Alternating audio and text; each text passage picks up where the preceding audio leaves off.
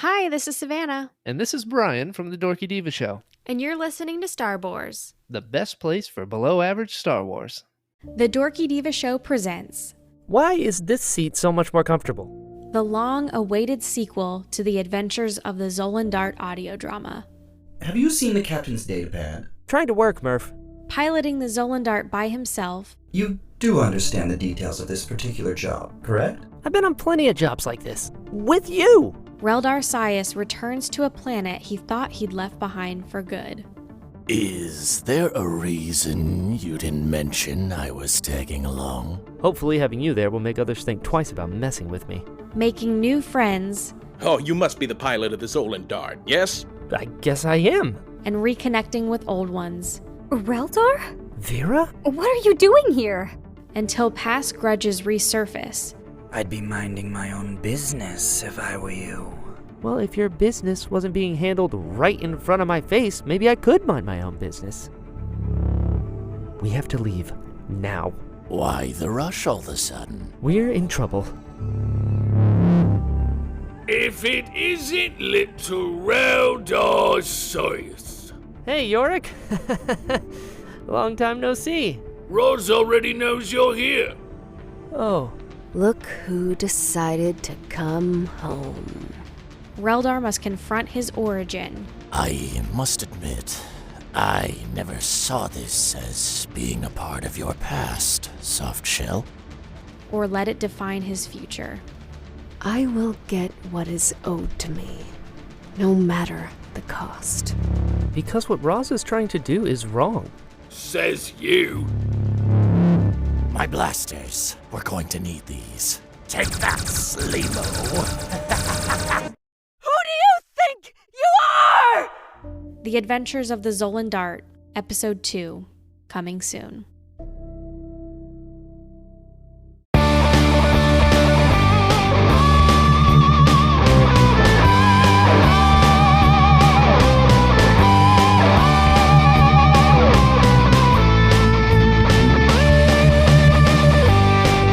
Star Wars, best place for below average Star Wars.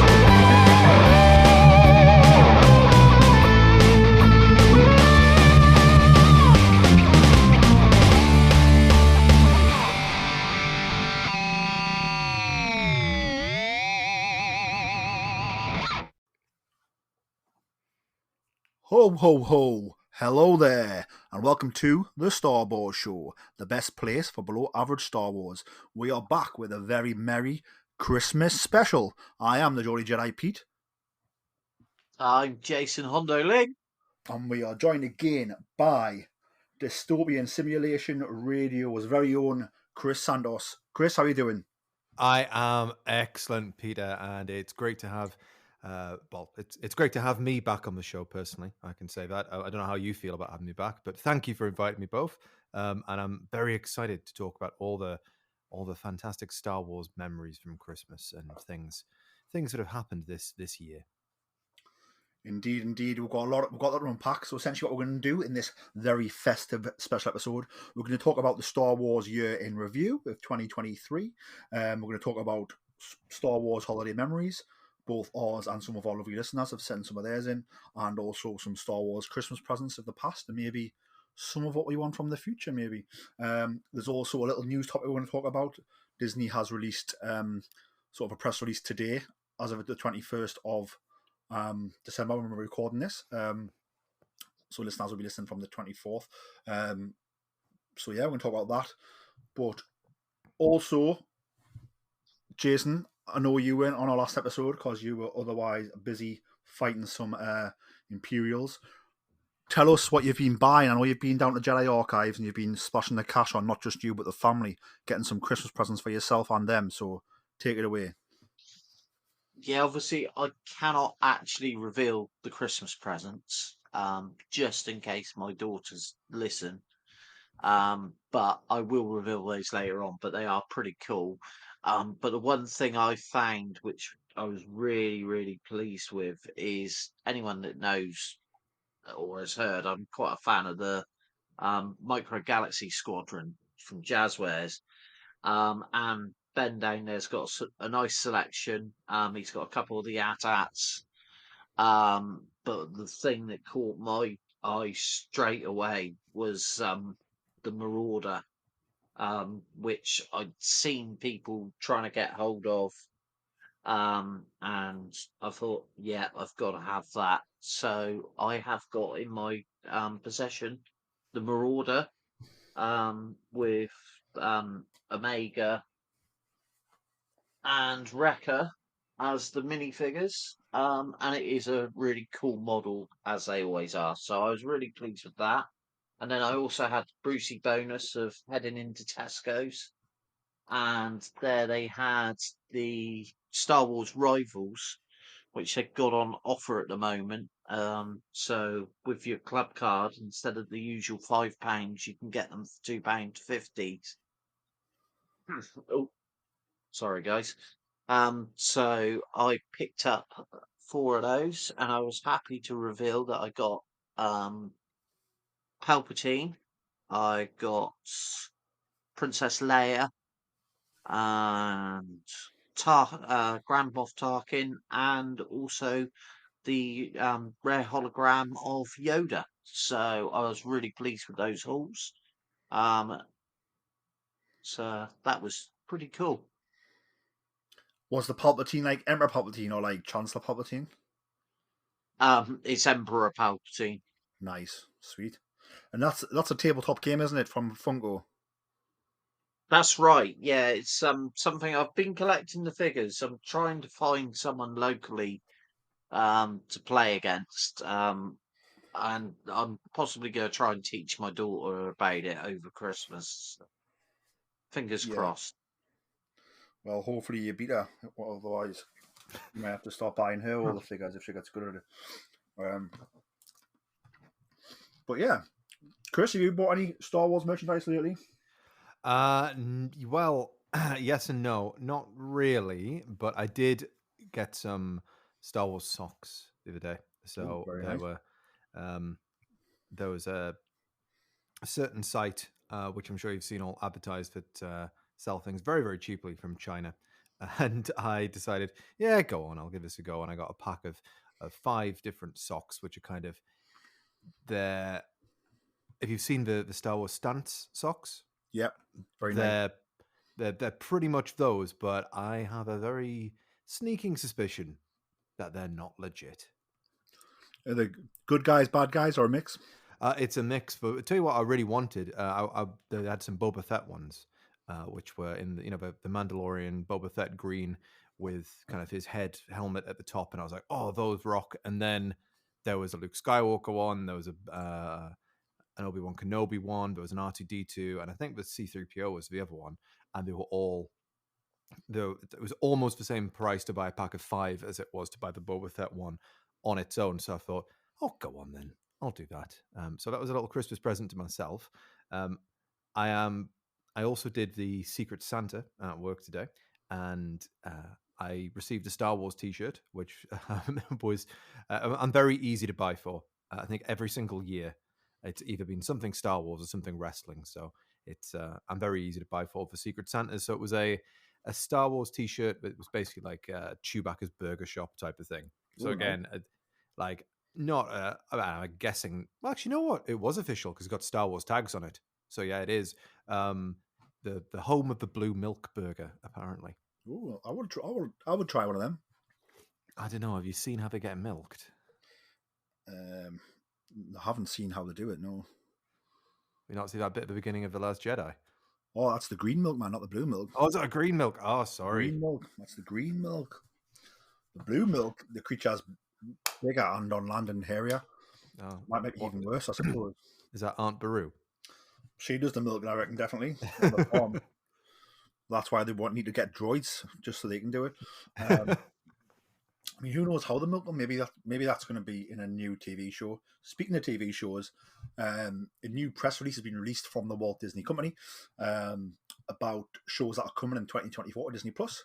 So they've released some shows on there, from Marvel Studios, from 20th Century Productions or Fox, whatever it's called now, Pixar.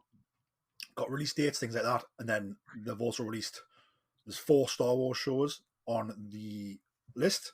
None of them have dates yet, which makes sense. They'll keep us waiting for that. But it is Star Wars Acolyte, as expected. Star Wars The Bad Batch Season 3, as expected. Star Wars Skeleton Crew.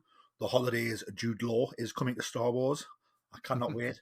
And then obviously Star Wars Tales of the Jedi Season 2, which I didn't think would be that far along. So yeah, those 4 shows are all confirmed, which is fantastic. So we've got 2 animated, 2 live action, one of them being set in the High Republic. Obviously no dates confirmed for them yet. Absent from the list, though, is the second and final season of Star Wars Andor, which was expected in August 2024. So obviously with the writer's strike and the actor's strike, that's possibly been pushed to 2025. Plus, I can imagine with Bob Iger being back in charge now as well, with the strikes, they've probably thought, let's just push that into the next financial year and take advantage of it there, maybe. So it'll be strategic as well as that. We'll go to you first, Jason. So what's your thoughts on the 4 shows that have been announced, and which one are you most excited for? I think we've all discussed this quite a few times, that Acolyte is something that we're really looking forward to. So that's definitely up there.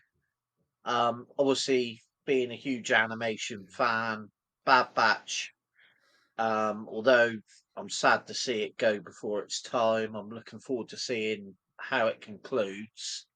I'm also interested to see, I'm convinced that there's going to be another animation show.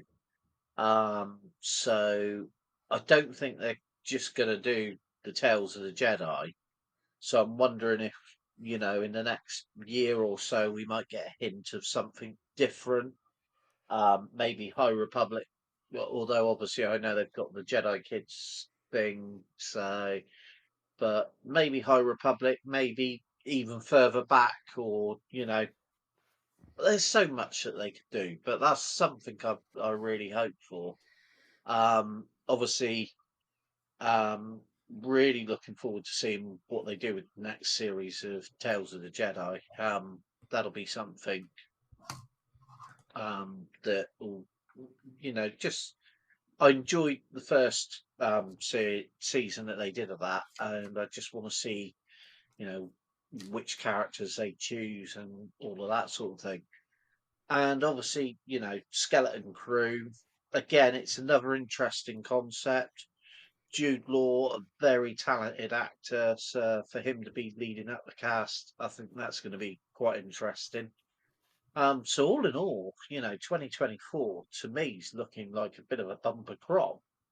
Obviously, Andor going back to 2025, I'm not concerned by that. I suspect it probably would come, it's going to be fairly early in 2025. So, if it gives them more time to do more special effects and stuff, all the better.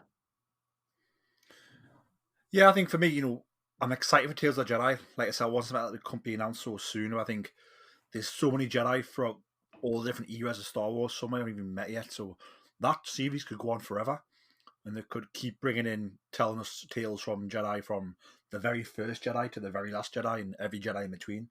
From the High Republic to the prequels to the sequels to in the future. We haven't even met any of these Jedi yet. Do you know what I mean? I think the fields are ripe for picking there, and there's lots of delicious fruit they can get from that. I think Skeleton Crew is going to be probably I'm most excited for Acolyte, but I think I'm most intrigued about Skeleton Crew because how will that show do? How will it be received? It's like a first for Star Wars, so it's going to be very, very interesting. Chris, I don't know what your thoughts are on the fact we've now got 4 shows announced for next year, guaranteed, coming to Disney Plus, hopefully, and which one you're most excited about? Well, I mean, firstly, the more Star Wars, the better, really. So they're doing 4 shows next year. Roughly, if you break that down, so if you think about it, like financially for Disney, you think, right, well, they're probably going to release 1 a quarter to some degree. Yeah. So I mean, for me, the more the better. And we've got a blend of animation and live action as well. The Bad Batch is something that I saw the first few episodes of the Bad Batch season 1, and it wasn't that I disliked it, it's just other things got in the way and it didn't pick it up again. So for me, this is probably a perfect excuse with season 3 coming. If I can get season 1, season 2 in before that drops, then I can pick that up. So that gives me a good excuse to watch more Star Wars. Tales of the Jedi, I absolutely loved that first season. I had no idea what it was going to be like going into it. I loved that sort of anthology feel. You didn't know what you were going to get week to week. I think the standout episodes for me, from the top of my head, were getting to see Count Dooku and Qui-Gon Jinn, as Qui-Gon Jinn when he was a young Padawan. I thought that was brilliant. I loved that. I thought they did Christopher Lee a service with how they portrayed him there. It was fantastic. And I also loved the episode of Yaddle as well. And then, so I'm looking forward to seeing again who they explore in season 2. I'm willing to bet, though, if David Filoni's heavily involved and given his new role, who knows? But I guess a lot of this is probably already in the can if they're announcing it's coming out next year. I would guess so, but Plo Koon is going to have quite a large role in at least one of the episodes. Then when it comes to The Acolyte, I named that one as the thing I'm looking forward to that's coming up in the future. So I'm really looking forward to this. There's not been that much released about it, but what there has been sounds just like a whole new area of Star Wars to explore, and I can't wait for that. Skeleton Crew, as you say, it's something a little bit different. I do believe, from what I've been hearing, it's going to tie into the Mandoverse somehow and be sort of around the edges of that. So that's potentially exciting in itself, if it could potentially be setting up season 4 of The Mandalorian coming in either 25 or 26, depending on when that gets filmed. So yeah, I mean, then this is my Christmas present right here. Get to look forward to 4 fantastic new Star Wars projects. It isn't. I think it's a perfect time to drop this. I think, they dropped they dropped a nice little graphic a few weeks ago with like some shows that were coming to get ready for, and there was 2 Star Wars shows on there. But then here we go. We've got a press release. There's 4 on there, 1 each quarter, like you said. And exciting times are ahead. And just before we move on, I'll go to you first, Chris. Jude Law, is he going to be a Jedi or not? I don't think so. I'm sure he could pull it off, but I see him as more of a Han Solo rogue type character. So if he is a Jedi, I think he'll become a Jedi later on, as opposed to starting off as a Jedi. And Jason, what's your thoughts? Jude Law, Jedi or no Jedi? I don't think he's going to be a Jedi. I think he's going to be more of a possibly scoundrel type character, or just more of a. I don't know quite. From the look of him, I didn't get all the looks that they've sort of shown of him. I don't think it's going to be a Jedi character. I hope he's a Jedi who left the Order just because he wanted to womanize, but he's still actually a good Jedi though, apart from that. And then he just helps these kids find their feet. It's going to be fantastic. The thing is, not everyone in Star Wars needs to be a Jedi. I think Mando sort of proves that. We'll see, but that's what I want. Moving on from that, let's dive into sort of our Star Wars year in review. It's been a busy year for Star Wars. We've had Star Wars Celebration was back in the UK in London, which was fantastic in April.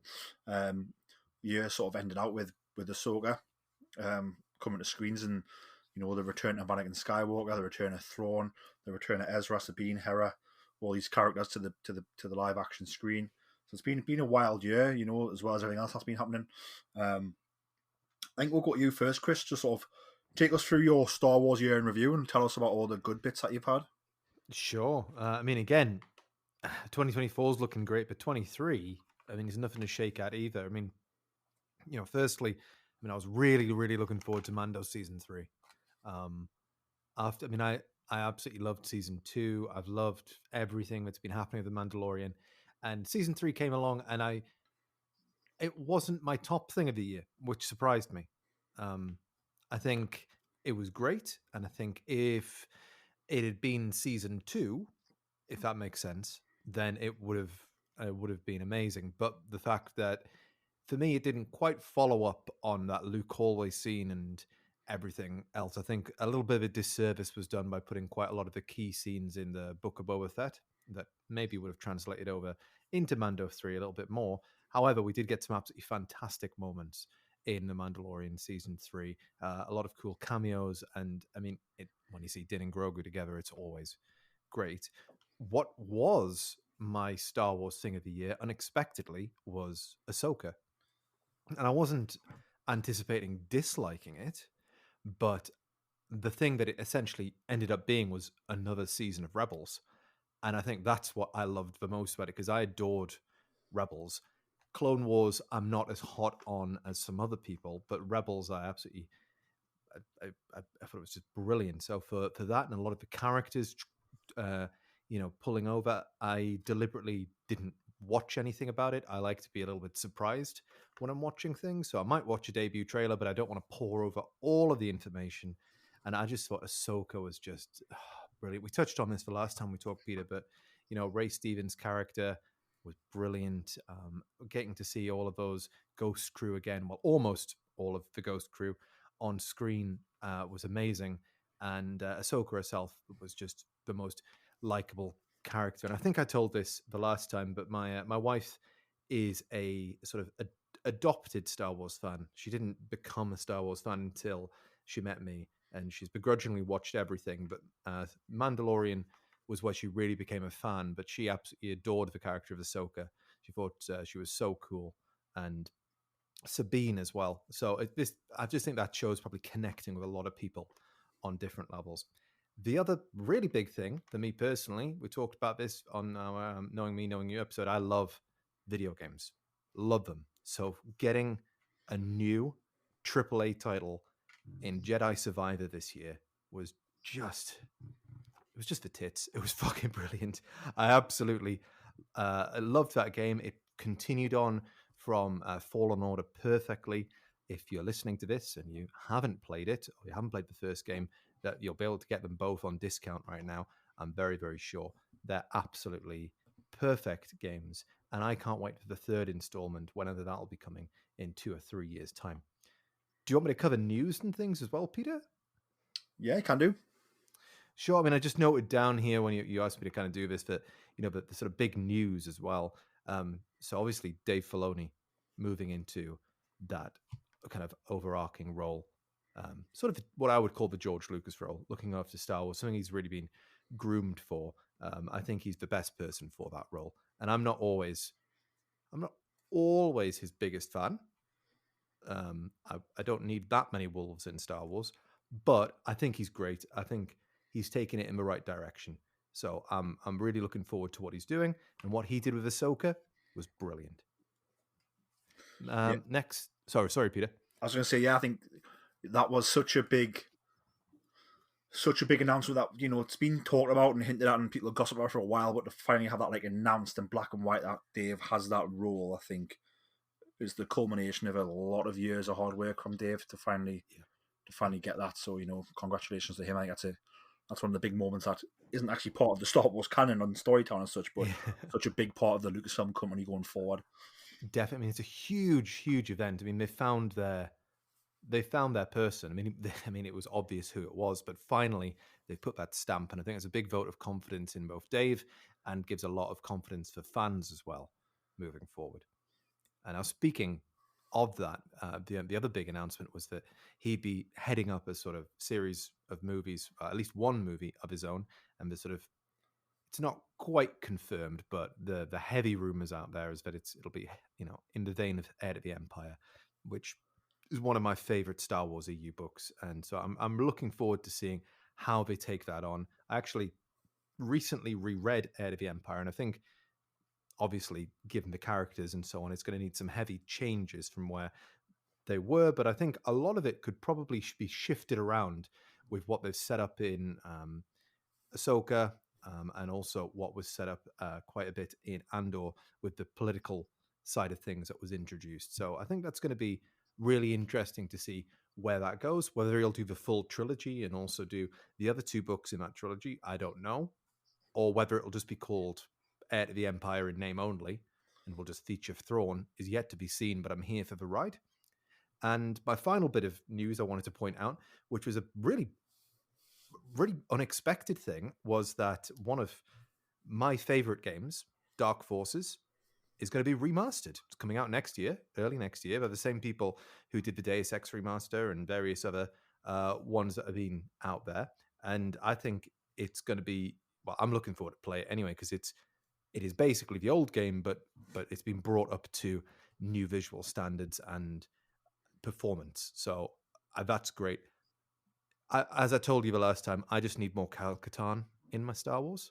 This isn't quite making him canon again, but it's the first time we will have seen him in quite a long time. Do you have a Kyle Katarn action figure? I don't. Did they ever make one? There's in the Power of the Force line. There is. They go for like they're not super cheap. Like I'll keep an eye out for you. I'll keep an eye out for you. Keep an eye out. There's not many figures that I say that. I did a whole Star Wars nativity set using my Star Wars figures, but I haven't bought any in quite a while. But a Kyle Katarn figure, I mean, if they dropped a new one, I mean, just take my money now. But yeah, I mean, we talked about that in our last episode about, there's a lot of repaints going on at the minute, and it's Hasbro losing money, and they actually make a lot of stuff redundant currently. But it's like, it's these new figures in the line is where the money is, and they sell out fast, the ones that they do. So take, for example, Shin Hattie and Bale and Skull, sold out. If they did a Kyle Katarn Black Series or even Vintage Collection figure, again, it's going to sell out. Like, just do it. It'll cost you more money to make than a Stormtrooper reprint, but you get more reward. It won't be on the pegs. It won't be in shops for £5 next week. Do you know what I mean? No. And the other thing as well is that just because you create, I mean, if they did a whole, maybe this is the opportunity to do it now with, if they are doing an Heir to the Empire series, Kyle Katarn's not featured in that, but you could have a Mara Jade figure. You could have, I can never pronounce his name, Joris Kaboth, and all of the other characters, which are unlikely to be in the actual Heir to the Empire movie. Maybe there will be, I don't know, but it's unlikely. But you could still create a line of figures for them in kind of the expanded universe to go along with it. And if that could be a nice reasoning for it, you'll get a lot of older fans buying those. 100%. Jason, over to you. Sort of your Star Wars, your in review. Obviously, like you guys, Mando season 3 was big thing for me. Big fan of Mando. It wasn't quite what I wanted, but it was enjoyable. And yeah, it was. I think for me, sitting in and watching an episode at Celebration, that was quite a moment. Getting a sneak peek that other people would have to wait a little bit longer to see. Obviously, I had to keep my mouth shut quite a lot. So that was a big thing. Celebration for me was a huge thing. Not just as a Star Wars fan and to be there as a Star Wars fan, but to get to meet up with yourself, Kat and Ian, and all the guys from Jedi News, to have our, as we like to call it, our Mad Batch. I suppose it was Mad Batch mansion we all stayed in. And there was a group of us, all Star Wars fans, all just enjoying the event. And obviously the different things that went along with it. I got to attend the UK Garrison bash, as did yourself. And I think we had a fairly enjoyable night that night. I also, actually being on the stand with the UK Garrison, being part of that and helping the guys, do a bit of fundraising. It was really good, which made the event quite special. No, sorry.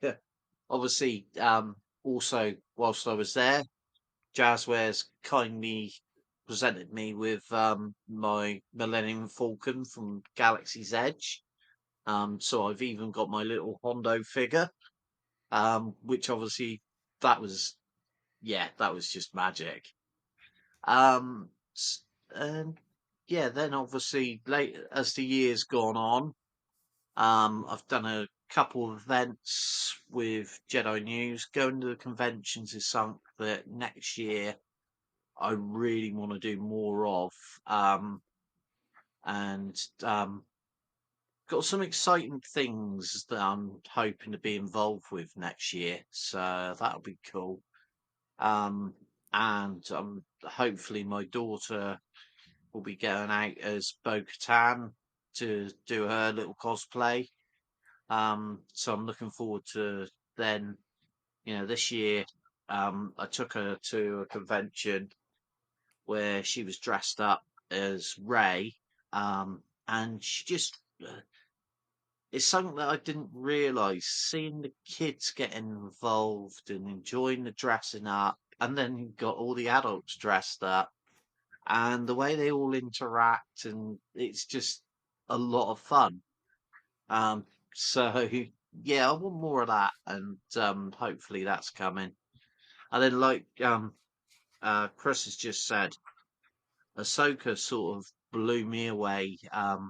Like Chris, I am a huge Rebels fan. I've watched it over and over again, series from beginning to end, back and forwards, and seeing those characters in live action. And I was quite outspoken that especially with Sabine, when I first saw what they'd done with the live action version, I was not necessarily impressed. But when I saw her in the series, how it all played out, it was just brilliant. The only thing that was really missing for me is I would have loved to have seen Zeb in the series. And but at the same time, I'm almost thinking Zeb without the back and forth with Ezra.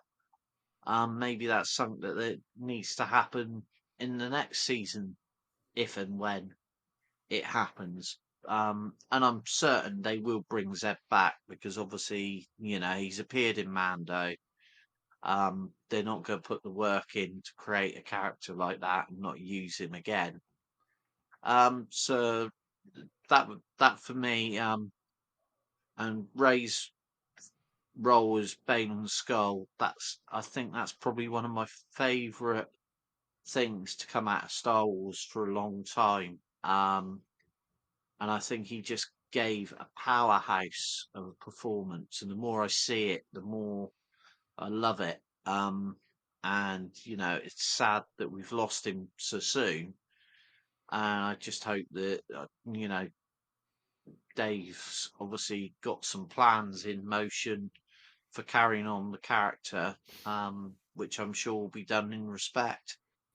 But yeah, that's obviously looking forward to more Star Wars and being able to chat on Star Wars, which, to be fair, Star Wars has been a big, this year, obviously I've been more involved with the show than I had, obviously previously I was fairly new to the show. Now I've done almost a whole complete year and loved every second of it. Indeed, this is very much your home on the microphone. And then we're recruiting Chris secretly, so Chris is probably going to be part of it next year, but we haven't told him that yet, though. We're going to keep him prisoner. Yes. So he records more.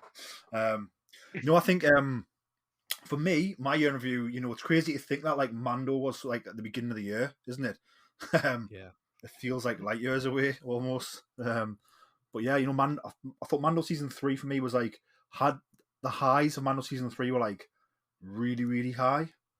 But then for me, some of the other episodes that I didn't quite get, they were all right, but like it was a big drop off from the excitement of the big ones.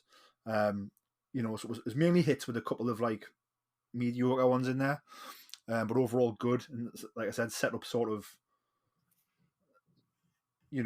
what the Mandalorians are doing and what, what the what the Imperials are doing, the Imperial remnants, and how they're waiting for Thrawn, and not only setting up here at the Empire, but also setting up the start of the First Order almost, I suppose, which is what they said they were going to do with the show in the first place, and take it into the sequel trilogy, which is really cool.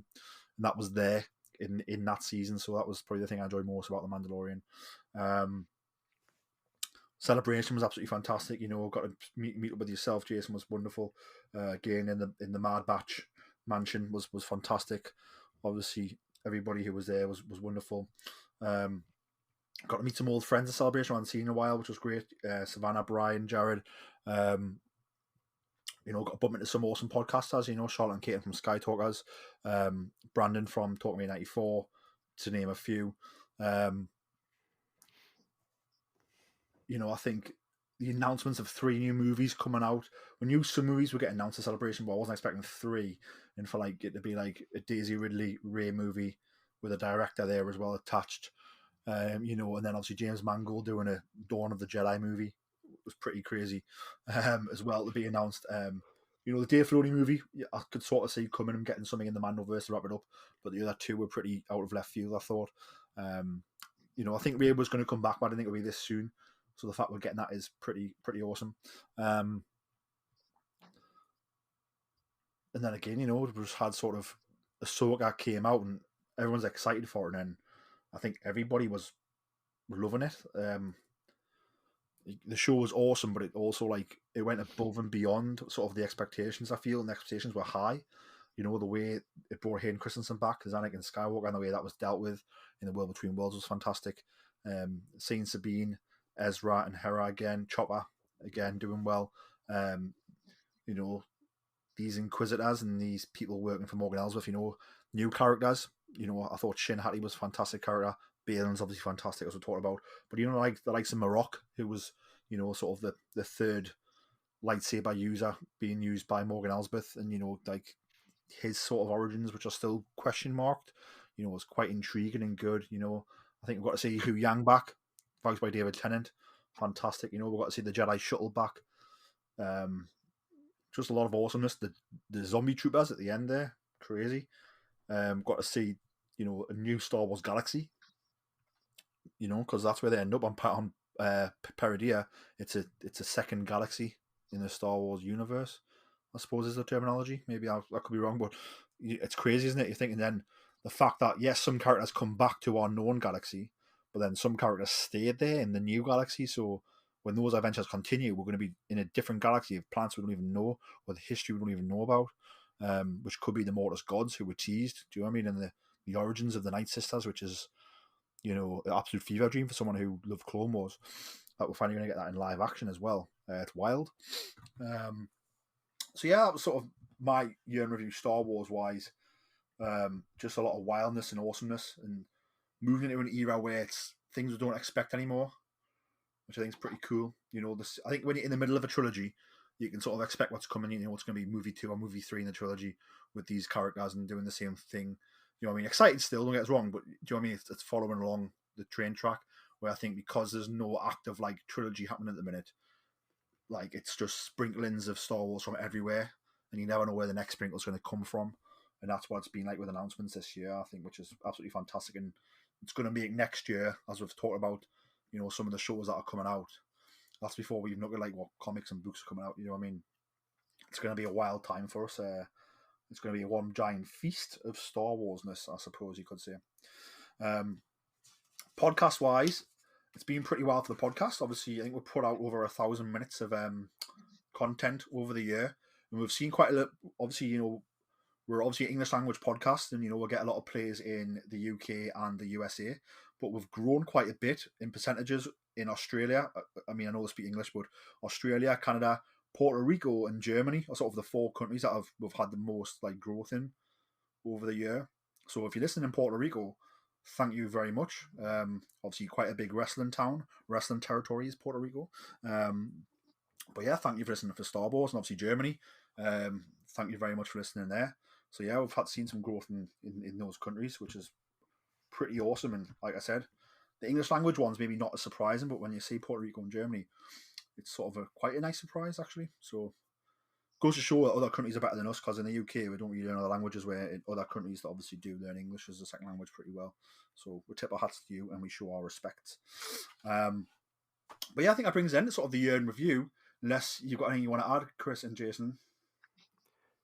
Not from me, no. Anything you want to miss I've out, Jason? I've just thought that there's one thing that I know I just discussed with you guys off air that I've got to put in there. And obviously I had the pleasure of meeting Pablo Hidalgo a couple of weeks ago. And, everyone knows that my nickname is Hondo. And to have him call me Hondo was just pretty amazing. And as he is the keeper of the cannon, so to speak, I feel now that I've been initiated. I'm happy now. Indeed, great memories made this year. Obviously, it is the holiday season. It is Christmas time for those who celebrate Christmas. I just want to go over to yourself first, Chris. Sort of, have you got any Star Wars sort of holiday Christmas memories from years gone by or recent years? Well, I think every year under the tree there's something Star Wars. I think, I've got memories of getting the visual dictionaries when I was a child. That was, unwrapping those on Christmas morning. I quite frequently would get a Star Wars video game for Christmas as well. My biggest memory, though, of Christmas is I got, I can't remember what year this would have been, but I got a scout trooper on one of the bikes for Christmas for figure. And I don't know if you're familiar with this figure, but if you pressed a button on the back, it would explode, a la Return of the Jedi. It's been, a blaster's gone into it, and I must have exploded and put that thing back together more times on Christmas than I could have count. I played with it so much. It wasn't even my main present, but it was just that present that I played with the most. I still have the Scout Trooper, but the bike, I think there was too many small pieces in that for a young boy to be responsible for, if I'm completely honest. In recent years, though, one thing, for all you can say about the sequel trilogy, whether you liked it, whether you didn't like it, whether you're somewhere in the middle, the one thing that I really liked was the fact that it became a sort of Christmas tradition. Each year, 4 years in a row, we had a Star Wars movie at Christmas. And all my friends, we'd all be back up, in our hometown, and it would be like, right, well, let's go see the new Star Wars movie. It's a great chance to go along that. So I do, although I've loved this sort of Disney Plus era, and it's yet to be seen when the new movies will be released. I would like it if at least the sort of, how can I say, I don't know if they're going to do any more quote unquote mainline movies. I don't know how it's going to work. Will we get an episode 10? I don't know. But if there is an episode 10, I do like Christmas as a good time for that to be released. I don't know how you guys feel. Yeah, I think the Rey movie is essentially episode 10. I don't think it's going to be called episode 10 though. Let's wait and see. But I think they're going to take the time with things. So Rey's movie will come out, and then if they're moving forward with the Rey's movie number 2, they'll do that, but do it subtly behind the scenes rather than it's a trilogy. If that makes sense. So yeah, I think that'll be the case. But it's funny how you said that. I think obviously with the, the originals and the prequels were very much summer movies. Come out in May, all of them, and then obviously, I think Star Wars in the new era with The Force Awakens came out at Christmas time, mainly because I think J.J. Abrams wanted more time to work on it, and Disney said that's fine. But obviously, it being a Christmas I quite enjoyed it being a Christmas, and it became part of my Christmas time. It became part of a lot of Star Wars fans' holiday plans was seeing the new Star Wars movie, I think, especially in the new era. Obviously, since I think the only one that wasn't Christmas was Solo, which was a summer release. But all their ones have been, so since 2019, we haven't had a movie. But yeah, I mean, long time listener, first time caller, Richard got in touch. He said, he spoke about some of his best Christmas present he got was the Rancor that he got one year. He still has it, he says. Such a cool toy. and he got that in 1986. He said he's still got it now. And he remembers actually watching Star Wars for the first time on TV when he was around 4 on Christmas Day as well, sort of in 1984. He says that's pretty wild. But he also says, obviously, the release of The Force Awakens, the initial release and midnight showing to begin the holiday season with Star Wars being back after sort of a decade or more being away was magical. So, it has captivated fans in that way, hasn't it? Like I said, for me, it was a case of the midnight screenings, telling my friends, my family, going to see it with those guys, for Force Awakens, for Rogue One, for The Last Jedi, and for Rise of Skywalker. I did them all on midnight showings on the first day, and they were all magical experiences. Jason, I don't know what your thoughts are on sort of Christmas and the holidays and what it means to you. Yeah, it's quite funny. I can completely relate with what Chris said, because I had exactly the same set with the scout bike, and yeah, like you, mine disappeared in pieces over the years. But I loved that thing. And my biggest memory is, I reckon it must have been about 88. I'd really got into Star Wars at that point, and my parents had managed to get a load of second-hand figures, and I had the Millennium Falcon from, I think it was the Return of the Jedi version. Like I said, I had the bike and the Scout Trooper, and I'm trying to think. Oh, I had an X-wing as well. I had the battle damaged X-wing, and I can remember getting those for Christmas, and I actually found them before Christmas, and I used to sneak up when Mum was out in the garden putting the washing out. I used to sneak up and then go through the box of figures and look at what figures I had. I'd like find Luke Skywalker and Princess Leia and that. So yeah, I was really naughty as a child. I always hunted out presents.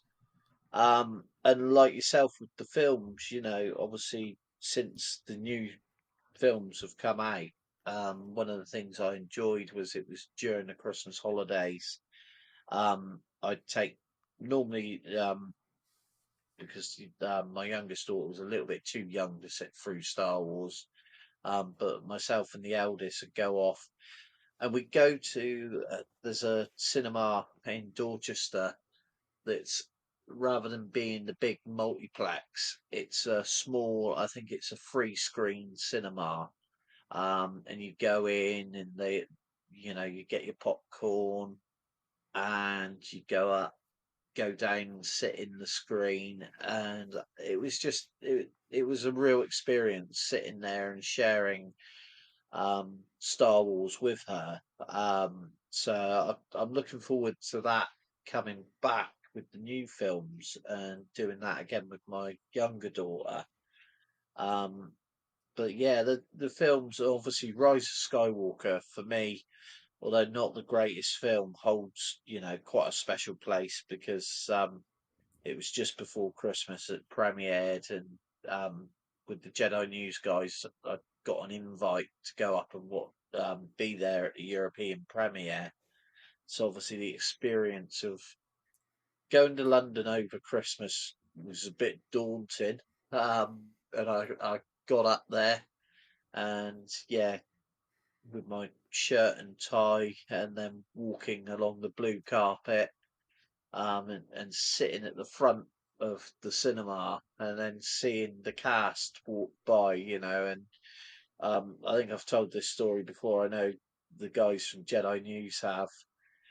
We were overzealous, so we managed to get the front row. So when you see all of the actors walk by, and like I saw this door open, and I could see Ian McDermott there, and there was Billy D, there with his walking stick, and obviously Daisy Ridley and John Boyega, and then when they actually walked through, and they were literally, 2 or 3 foot away from where I was sat, and then getting up and shaking hands with JJ and Kathleen.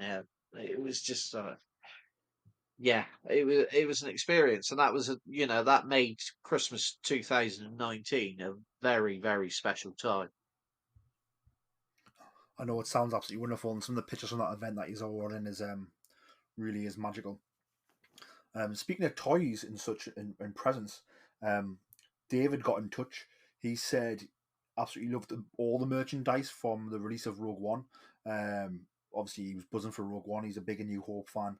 Rogue One was as close to A New Hope as he could have asked for, and the merchandise really took him back to his childhood. So great to see David enjoying the Rogue One merchandise there. And then Anthony's been in touch. Big letters, B-Wing. He waited ages, and when he got it, he was so overwhelmed.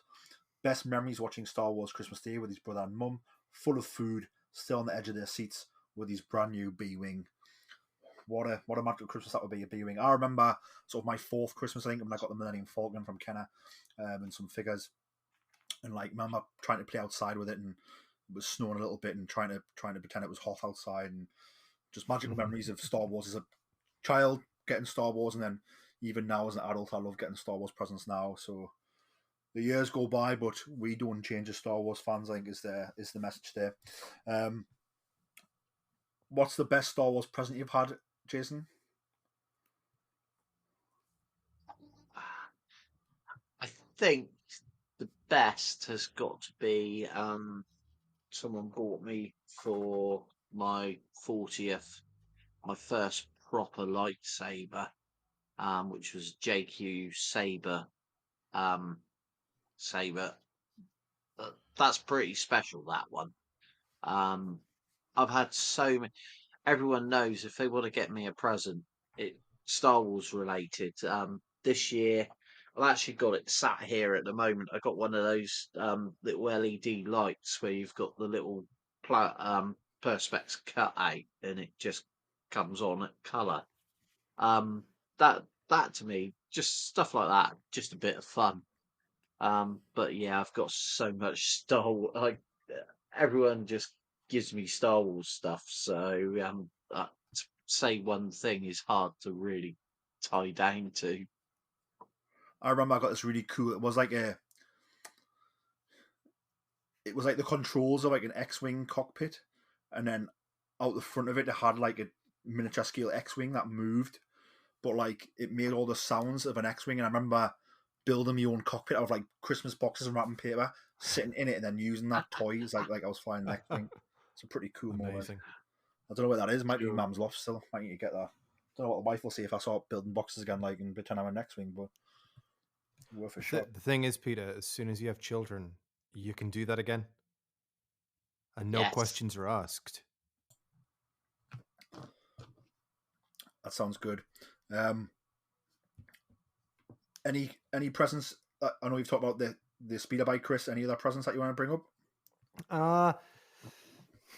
No, not really. I mean, I think a lot of my Star Wars figures and so on, I didn't get for Christmas. I remember I was a birthday where I got a big old box of them, the type of thing that you would never find today because people would sell them for individually for, 50 quid each on eBay or more.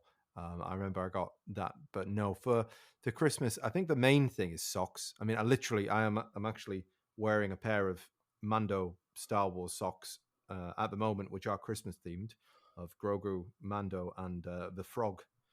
Not the frog creature, but the baby frogs that Grogu eats in season 2, I believe it is. I'm wearing those right now. So most of my socks are Christmas themed and Star Wars at the same time. Fantastic collaboration there. I'm going to put you on the spot. So you've been the nicest boy ever. You're on top of the nice list, and Santa Claus is going to get you anything Star Wars you want for Christmas. What are you going to tell him to get you?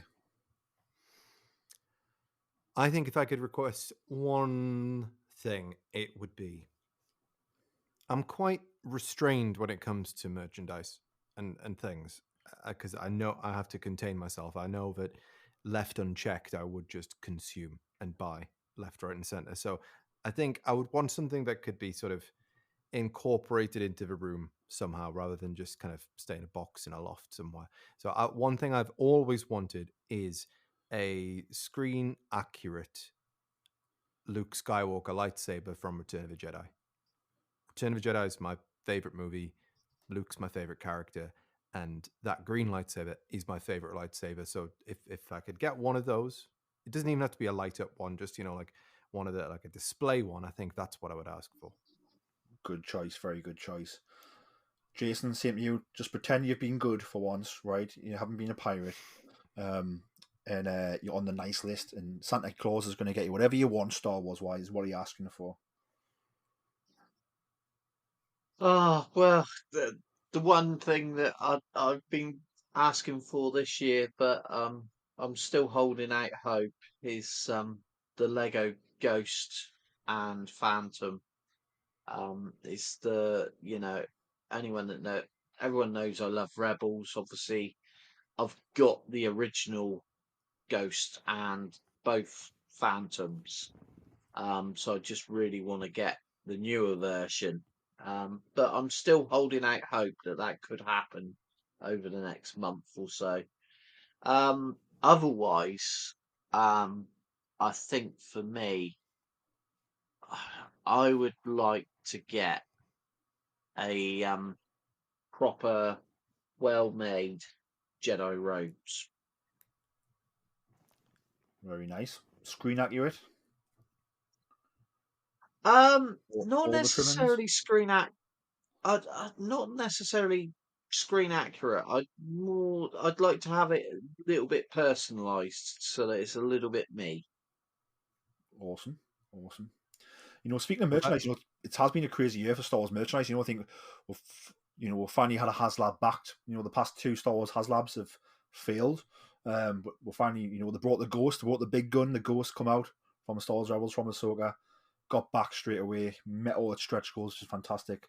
And that will be actually shipping by December next year, 24, they've said. But obviously that was a big thing for me, I suppose, in 2023 was actually backing it and then actually getting my first HasLab actually back, so I will be receiving that. It's pretty magical for me, not for the bank balance or for the wife space in the house when it arrives, but it's going to be fantastic when that arrives. The 3/4 inch in scale Ghost, it's going to be awesome. I think for me, if I was really really nice and Santa Claus said I could have anything I wanted, I think I'd want something like a pure display piece for the house. So maybe a New Hope script signed by George Lucas would be pretty. There we go, Holy Grail. Nice. Put it in a museum, which would be me house, and charge people then to come see it. I mean, I'm joking. It'll be free, of course. But having that on, it'd be a talking piece, wouldn't it? I think in your house, you had that on display. That would be what I would go for. And I think that pretty much brings it an end to sort of the year in review. I think we've covered, the merchandise, the TV shows, the movie announcements, Star Wars Celebration.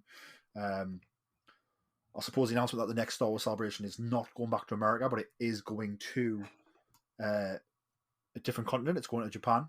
It's pretty wild and cool. I think for me, I don't know if I'm going to go or not, but I think because it's in Japan, I'm more likely to go because Japan's a place I've probably always wanted to go to, and then get to kill two birds with one stone and get to go and have a Japanese holiday and go to a Star Wars convention at the same time, which is pretty awesome. I don't know what your thoughts are on Star Wars Celebration being in Japan, Jason, but you can fill us in, and then we'll go to the former Japanese resident, Chris, who will let us know his thoughts on it. Yeah, for me, I don't think I'd travel that far for it. It depends on how the circumstances are, obviously, when the tickets are released and everything. But Celebration was a very special experience for me. So yeah, at the moment, I think I'm going to save myself for a few more years before I do it again. And over to you, Chris. Obviously, you used to live in Japan for a number of years. what's your thoughts on a big Star Wars convention going to Japan and how all of the Star Wars fans in the world will descend into that culture? I mean, I think it's going to be incredible. I think it's going to be amazing. I mean, Japanese fans take things to another level, and I think it'll be an unmissable event. I think if I can swing it, I'll go definitely. Jason, you mentioned there about the distance and how far it is. I got to tell you, like once for me, I'm used to that flight, but it doesn't take that long. It's just like a day's traveling. It's like 11, depending on how you fly, it's between 11 and 14 hours in the air. But a couple of times that I've flown, they've had all of the Star Wars on demand. So hey, what's better to prep you for going to Star Wars Celebration than watching all the Star Wars back to back? Actually, in Japan, All Nippon Airlines ANA, which does fly internationally, has partnered with Japan. They've partnered with Japan. They've partnered with Star Wars, so they actually have Star Wars themed planes and so on. I've been on one on a short haul, and it sort of plays the Star Wars theme when you've landed and stuff like that, and it's great. But yeah, you could get to watch all the Star Wars movies. I think it's going to be a great event. Japan, I am biased because I lived there. I'm married to a Japanese woman. My extended family is Japanese, so cards on the table. I am going to say Japan's great, but Japan is unlike any country that you've ever visited. So if your excuse for visiting Japan is that there's Star Wars Celebration on, you could not have a better excuse. It's going to be amazing. The only thing that I'm interested in, and perhaps we could look to history for this, because I do know that there was a previous celebration in Japan a long, long time ago in a country far, far away, is that just the language barrier. Because it's going to be interesting when you've got let's say, Pablo Hidalgo or Dave Filoni or John Favreau up on stage talking very casually in English.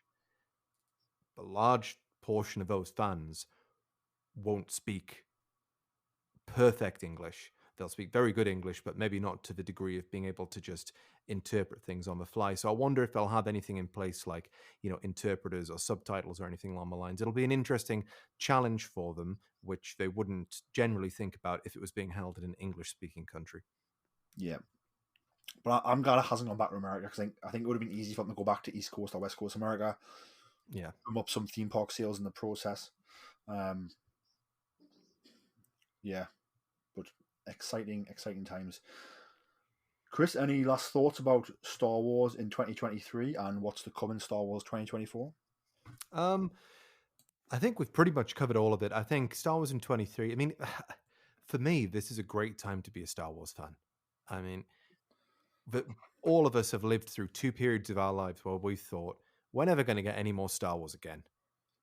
After the original trilogy, and then suddenly there was the prequels, and then it was right episode 3. That's the last you're ever going to get, and then we've grown up, and then suddenly now there's just the floodgates have opened, and it's a varying quality. But you know what?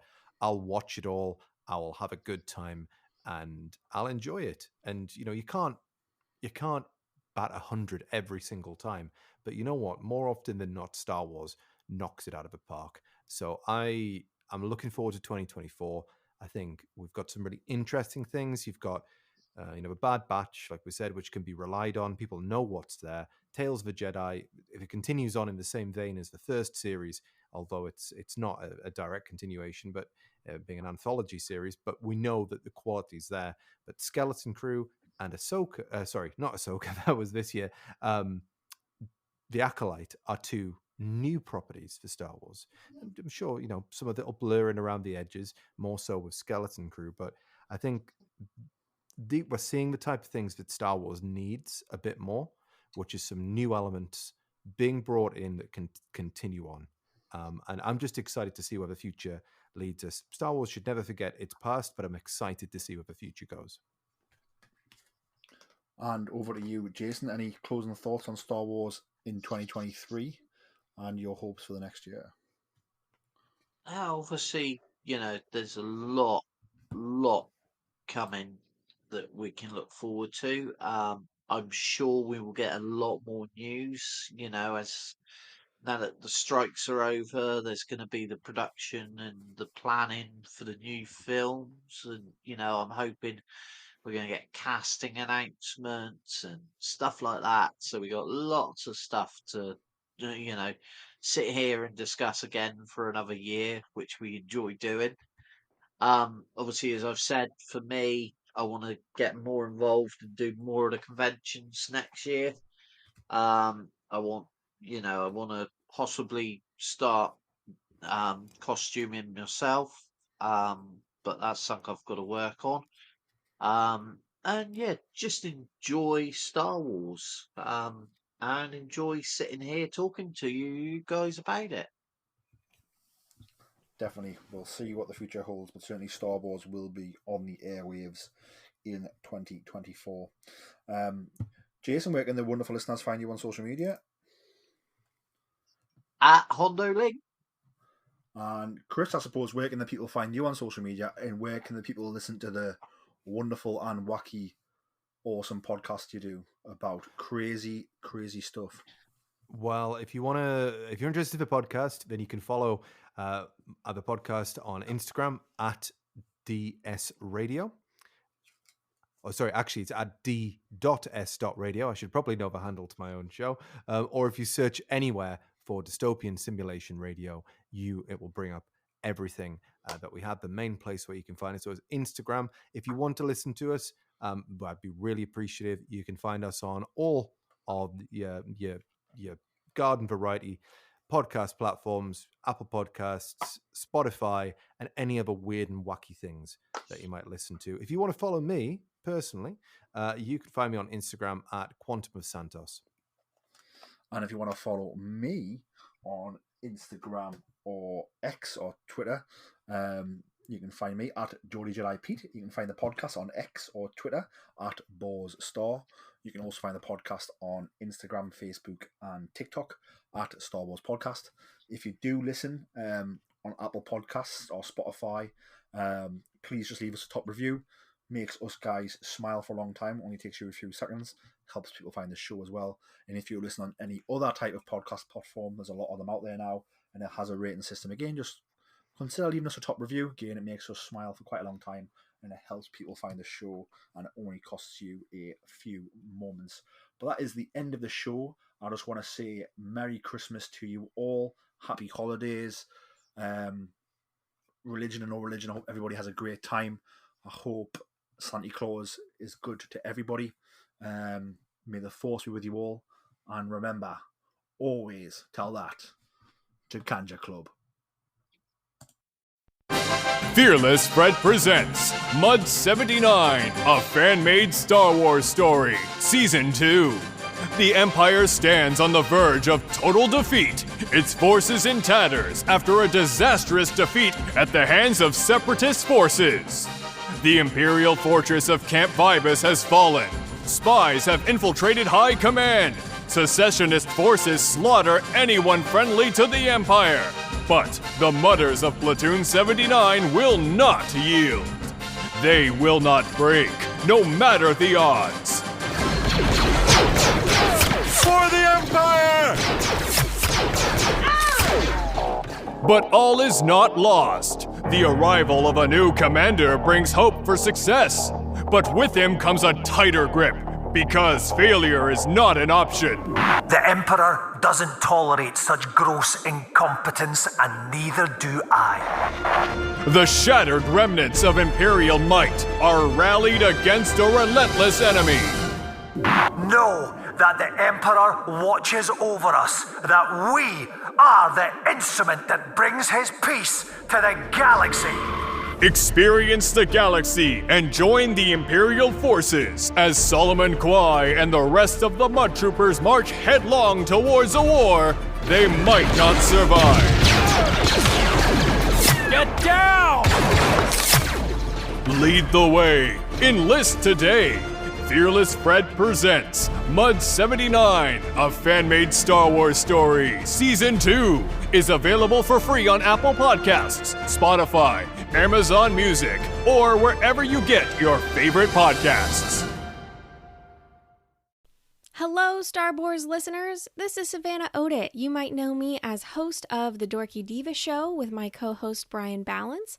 I am also producer of The Adventures of the Zolan Dart, which is a Star Wars-inspired audio drama that we produced over the last year. If you love stories about smugglers, courage, heroic characters, and maybe a few foes along the way, you should go to thedorkydivashow.com and listen to The Adventures of the Zolan Dart today. Shout!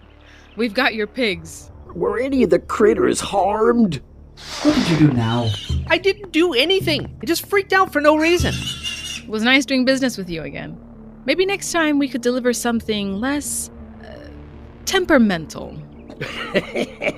Now, what you call temperamental, I call fun. Hey, is there a place nearby where I can make some repairs? 3 clicks south of here, you'll find a small spaceport. They should have what you need, as long as it's nothing too big. Dynamic class? My stars, you don't hear about many of those still being space-worthy. It's been in my family for a while. She's pretty great. Any chance you have a hover cart we can use to load up?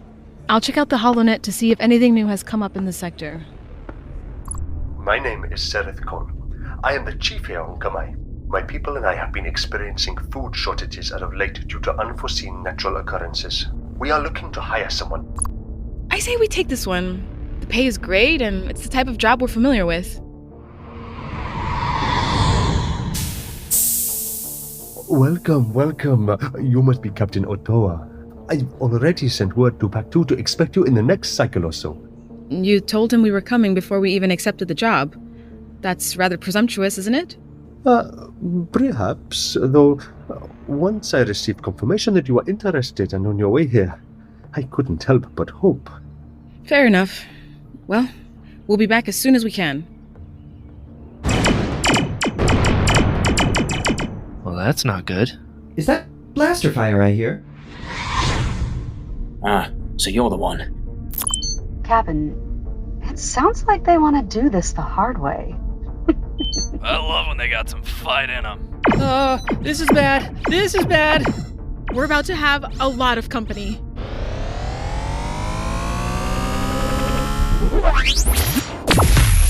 I'll see you soon.